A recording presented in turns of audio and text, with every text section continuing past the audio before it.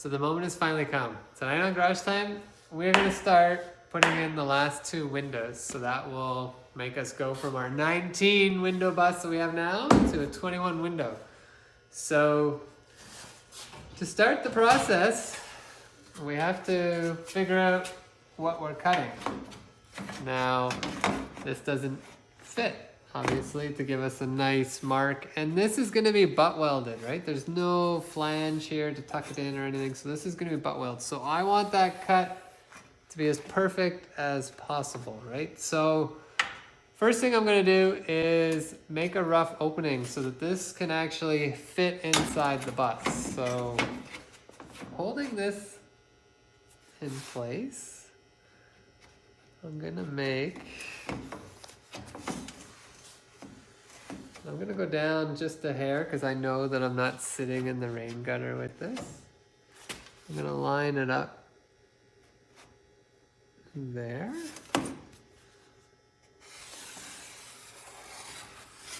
So this is to give us a rough idea. Now, there's more measurements involved with this, making sure we have the proper gap here. We've got our rough cut line, which is the inside of the window, but we're gonna have to cut a little bigger than that so that we can actually get this to sit flush on the roof. So one of the tools that's new to us that we had to buy for this project was a nibbler to trim out the window metal here to make sure it's, well, the proper height for the window rubbers and glass to fit properly. So we purchased a nibbler. It seems like kind of a fun little tool. So we're actually gonna try to use the nibbler here. I've never used it on a large piece of sheet metal before. I don't know how accurate it is. So that's why we're gonna use it for our rough cut. If it turns out we have good control with it, then we will use it for our final cut.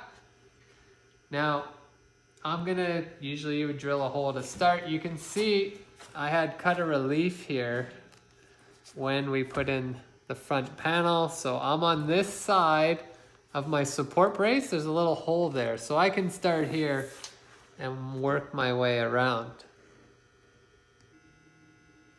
All right, so as you can see, the tool was working fantastic down here, but as soon as we hit the Dynamat, like I told you, underneath had all the jean insulation, the fiber insulation, and then Dynamat underneath.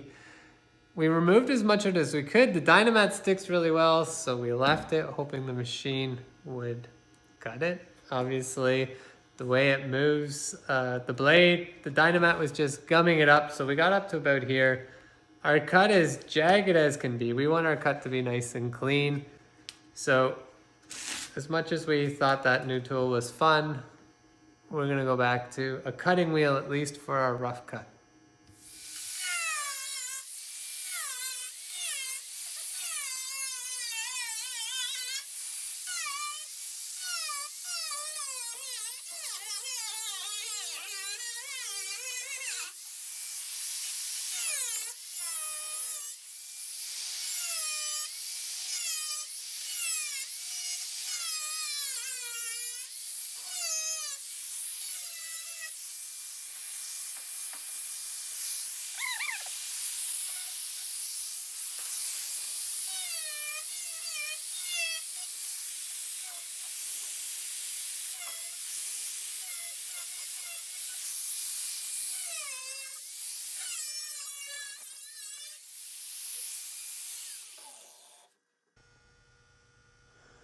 All right, we're finally ready to do our final cut on our front window. So in this shot, you can see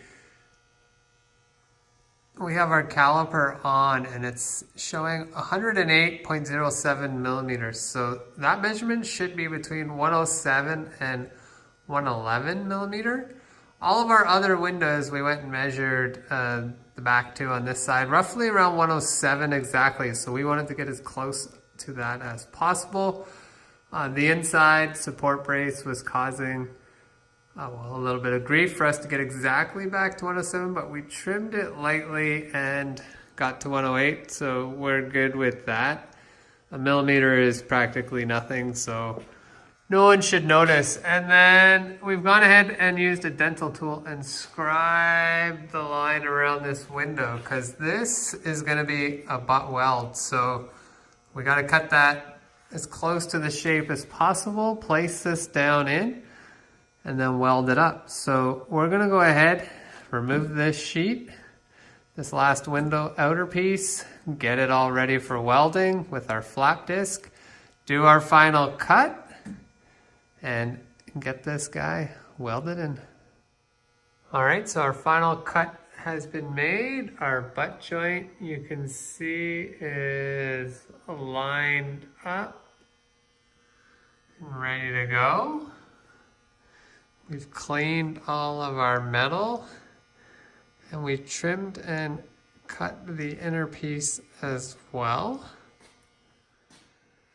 Now, since everything is so critical with this front piece being a butt joint, what we're gonna do is, even though we've played and got the front one to fit, or the inner one to fit, we're gonna go ahead, lock this all in, put a few spots to keep it in place, and then go ahead and add the inner panel.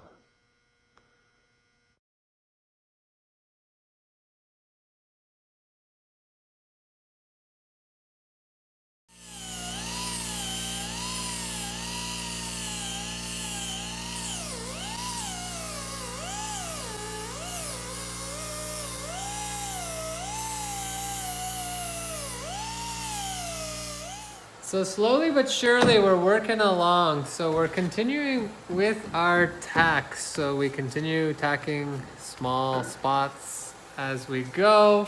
Again, making sure it is perfectly level, that the joint is level as we go. If not, we're using our hammer and dolly. We still haven't put in the inner panel, so we still have access to the underside. I'm gonna leave this inner panel as long as I can, because if there's any warpage or whatnot here, it's just giving me access to use my hammer and dolly and flatten it out. Now I did want to go into some detail. I don't have videos of it, but when we scribed the mark, making this cut as perfect as we could took a lot of time and patience. I tried a few different methods, and what worked best for us was small cutting wheel on a Dremel. Now this is a little smaller than when it is a new blade, but you know, we wore it down cutting this. But using the small cutting wheel allowed me to make that contour. And you know, I took my time, but it's like everything with this roof. Like I'm taking probably 3 times as long as a normal person would. But I'm nervous, I'm being cautious, and using the small Dremel, you know, I'm very happy with the cut. It fit very nice, and now we are just continuing to tack, do our little tacks. And here, you know, I've already started to clean it down a bit, but tack. We'll sand that down perfectly flush, make sure it's all level, and then we'll go ahead and add the inner window. And then the fun will repeat again on the other side. But you know, this is our 20th window, so we have one more window to go. We are getting there, we're getting excited. Thanks for watching, don't forget to subscribe, and we'll see you next time.